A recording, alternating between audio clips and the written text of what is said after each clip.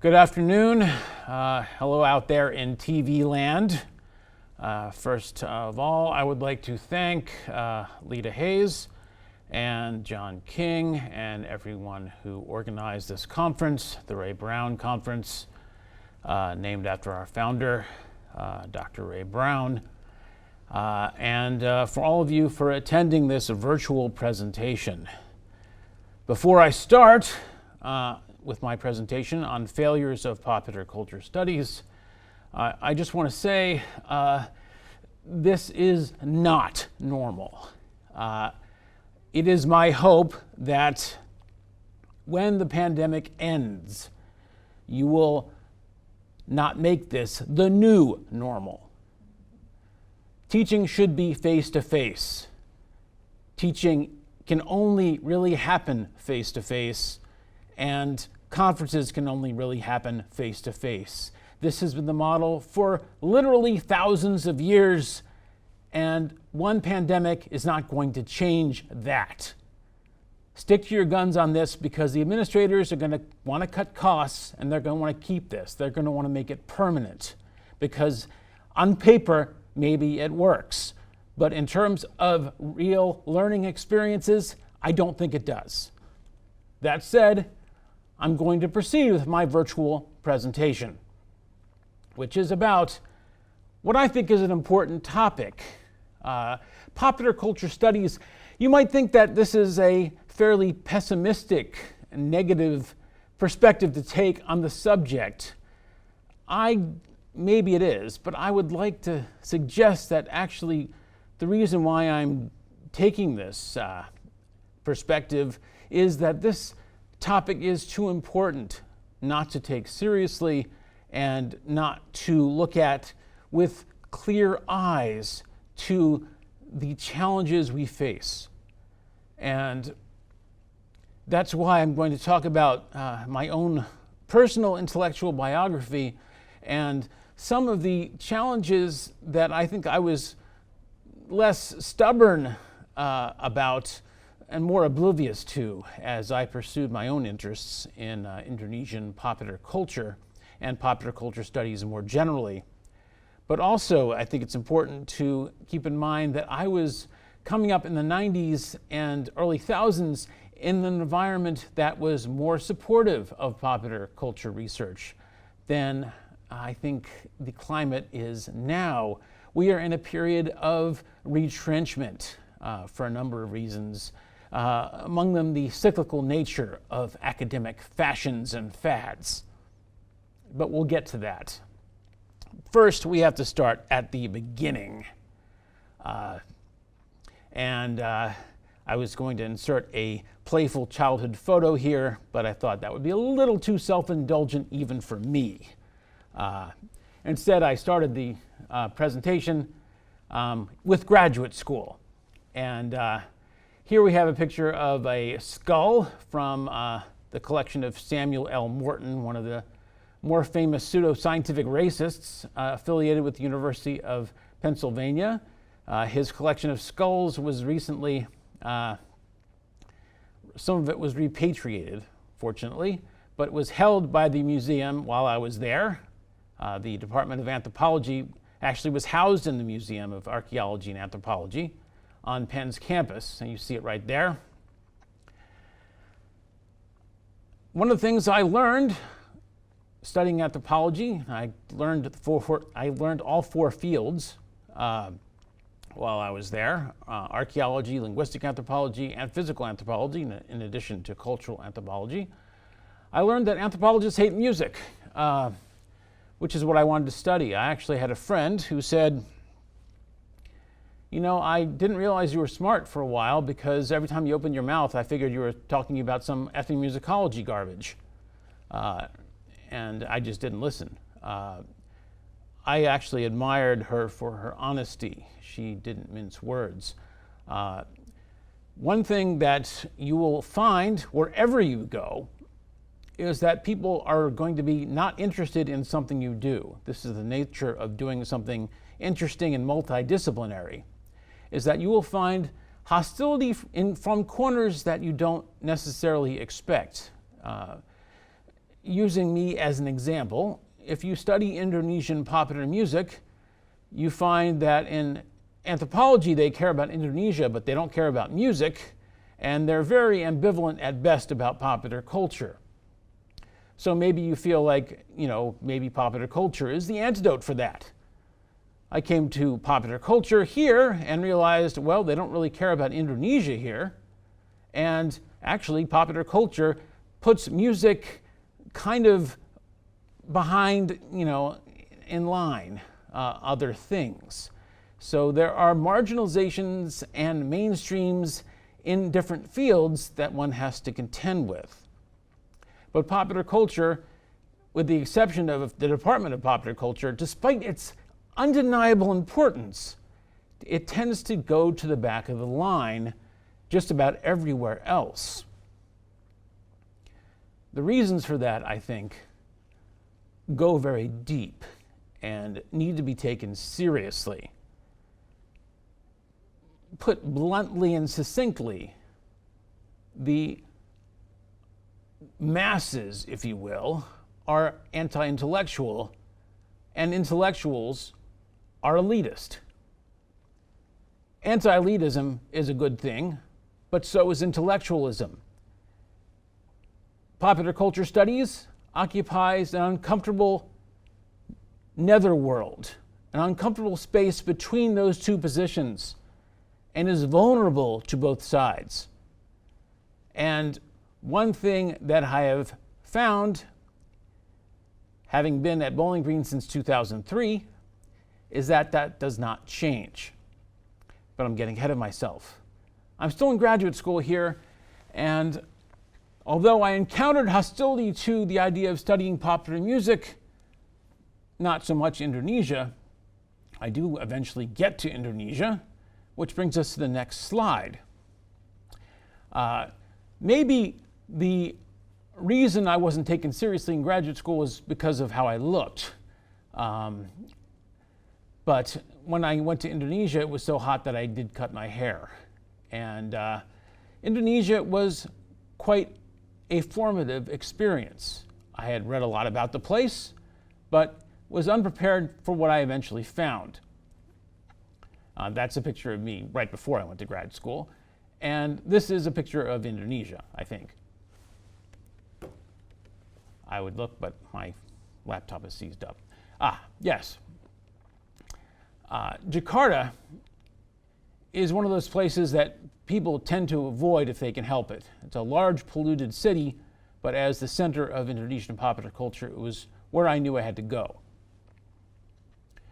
What I found was actually well summed up in the words of Clifford Geertz, an anthropologist you may be familiar with.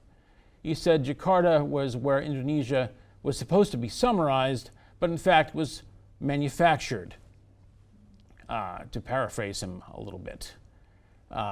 And what I found is the production of national culture was not only centered there, but had very powerful effects on people, and not necessarily in the ways that we traditionally think of mass culture as being this sort of propaganda factory that turns people into unthinking drones.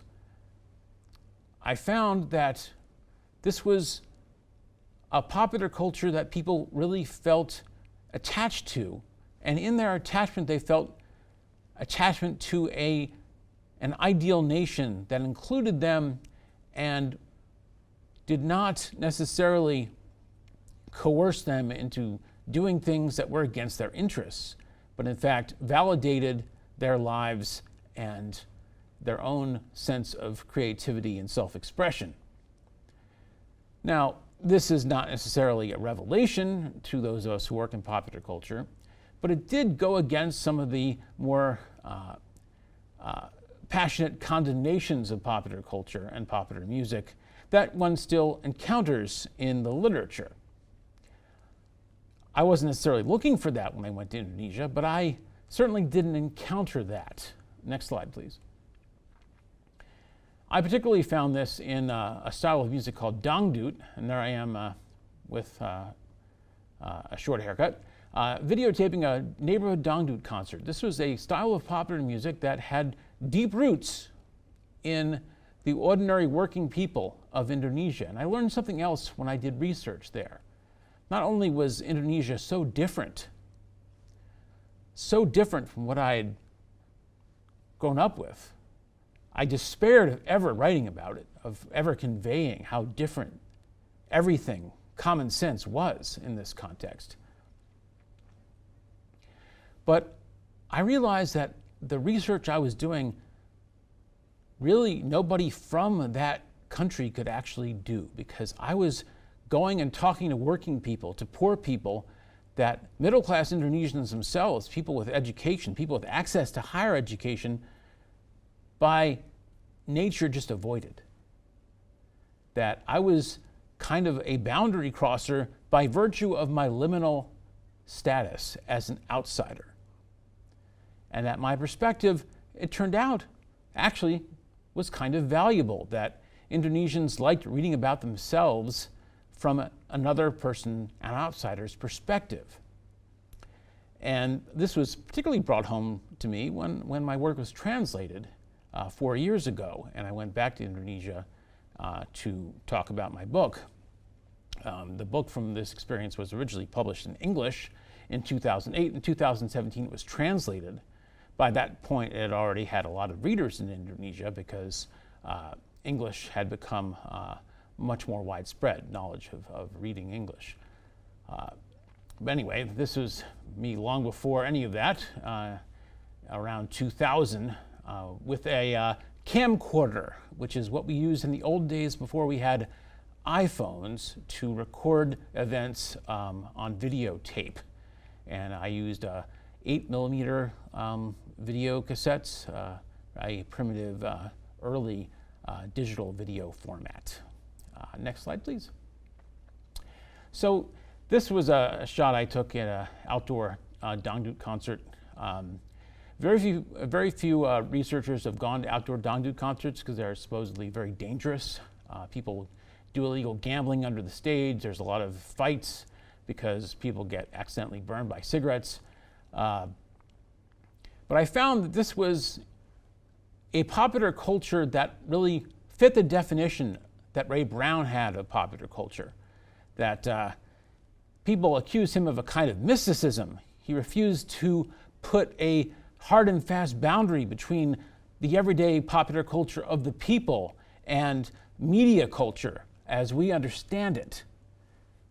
And I found there really wasn't a hard and fast line here, because you had these huge concerts of just local musicians playing the same music that was on cassettes that were being produced by a fairly centralized mass industry that sold their products all over the country, a giant country of 270 million people.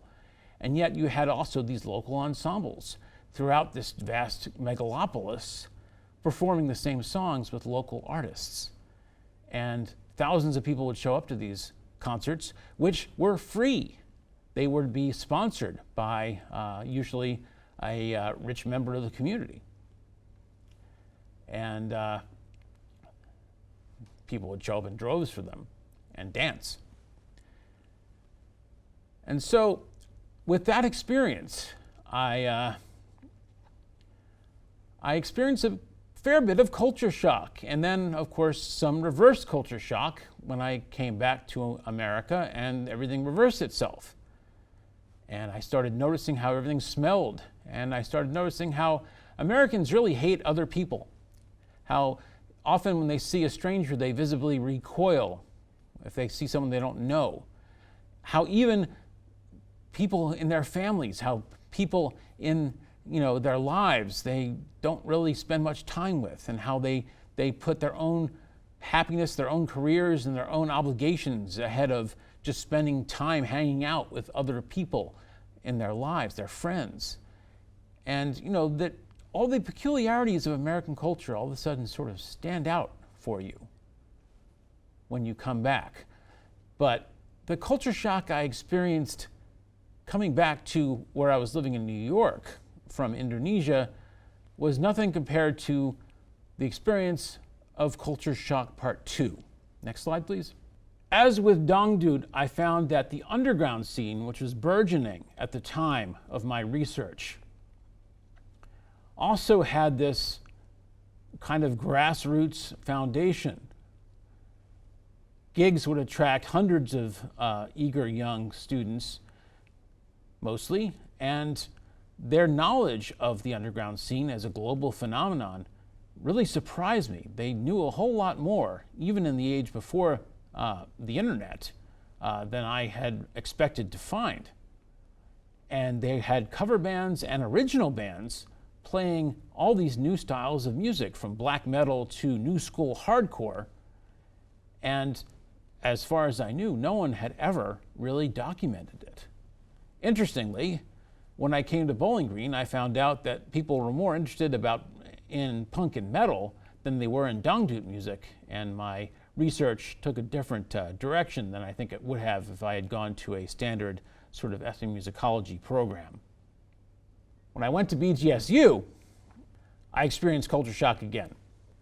Ohio was in some ways like Indonesia. Indonesians saw places like New York and Los Angeles as distant elsewheres, and often their everyday experience was not represented in the media culture they consumed, particularly working class Indonesians, because so much of Indonesian popular culture took place in this kind of middle-class utopia that only existed in Western countries and television studios in Indonesia. Well, when I came to Ohio, I realized that the places I took for granted as being a lot like the places on TV didn't really exist in the same way in Ohio, and that Ohioans, their relationship to media culture that was produced in places like New York and Los Angeles was not unlike the relationships that Indonesians had. They were products of a distant elsewhere that didn't reflect their everyday experience. And their sense of alienation and ambivalence reminded me of that. But I had another sort of crisis, not just culture shock, when I moved to BGSU, because I was exposed to more of the theories of popular culture that were critical of its effect on people. It was not just, this is the culture of the people. Although we are certainly, as a department, associated with a more celebratory perspective on popular culture, I was quite paralyzed when writing my book with the idea that maybe I wasn't being critical enough. In fact, I think that those two approaches are going to be in constant tension, and I think that tension is creative. And I don't think it's ultimately resolvable. And by the way, what did I look like when I came to BGSU? I think, well, there I am. That's the same picture I used at the beginning, and the sort of before and after pictures. It was a clean-cut, kind of earnest young scholar, kind of obnoxious, but I no longer look like that. Next slide, please. Which brings us to 2013. If you wonder where that picture came from on the poster, it's from this Wall Street Journal article about a conference that I helped organize on heavy metal music, and that came from an interest of mine and something I saw in Indonesia, that the same way that Dangdut music was a music of the people, heavy metal music also had a large contingency, starting out in universities, and by the time I finished my research, really having a large working class contingency too. And it didn't seem in that case really to be something that was directed by some corporation, a sort of marketing directed or oriented expansion. It was part of this worldwide expansion of heavy metal that happened when the genre was relatively commercially invisible. It remains so, I think, in this country, but it's popular, a lot more popular in other countries. And what was significant, I think, about this article, it mentions booze in the first paragraph, and I think that's one reason why the powers that be at the university didn't publicize it very much, even though it put Bowling Green State University on the front page of a major newspaper. I think after that, there was less talk about eliminating the Department of Popular Culture. That still goes on, that sort of talk. But I think that helped cement our staying power. Not that I think it was ever really threatened, but I think there will always be these rumors that cyclically reemerge because the legitimacy of studying popular culture will never go away as an issue of contention, which is strange because I think it's a very important subject. And certainly the study of culture is something that goes way back in intellectual history, just about anywhere you look. Yet, remember that netherworld between the anti-elitism of the crowd and the anti-populism of the academy. The attempt to validate the culture of ordinary people is always going to be questioned in an elitist environment. One of the things I found out when doing research in Indonesia is that people were unable to overcome their class prejudices, which is why I had to do research in working class neighborhoods in Jakarta that middle class Jakartans themselves couldn't have done. And when I went to Ohio, I realized that working class neighborhoods under my own nose and under the noses of my fellow middle class New Yorkers, including anthropologists, were also growing up inaccessible to us. That the class prejudices of Americans, even American anthropologists, rendered some parts of our country invisible even to us. The polarization of this country is now this, big topic, according to a lot of folks. But it's nothing new.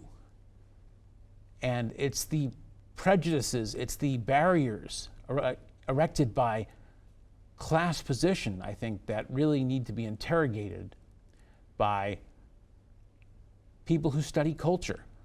And I think popular culture is a very good place to mount an interrogation of those barriers. It's what makes our study dangerous. It's what makes it useful. But it also makes it perpetually in danger of being delegitimated. We are at an interesting period in our history. Things that we thought were going to be emancipatory in the 90s.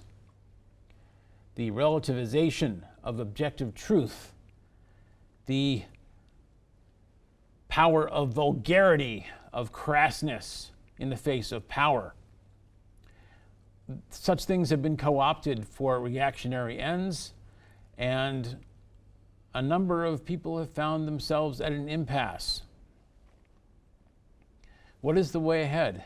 Well, as I mentioned in my abstract, perhaps the only thing we can do is say that we are loyal to an idea of objective facticity, but that we have to be careful in how we position ourselves. We can't be deceptive about our motivations, about our own positionality in all of this. I mentioned that I approached Indonesian culture as an outsider, and I don't pretend to be an insider in any respect other than maybe I like some of the same bands. But given that, I hope and I have seen evidence that my work stands on its merits. And I think that's the best we can do. But we should always be trying to address the people who are doubters. So much popular culture studies is about preaching to the converted.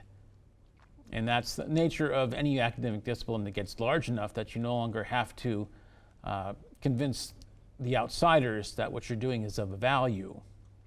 I've seen this happen with metal studies. We no longer have to convince people on the outside that heavy metal is worth studying. Well, isn't that the point?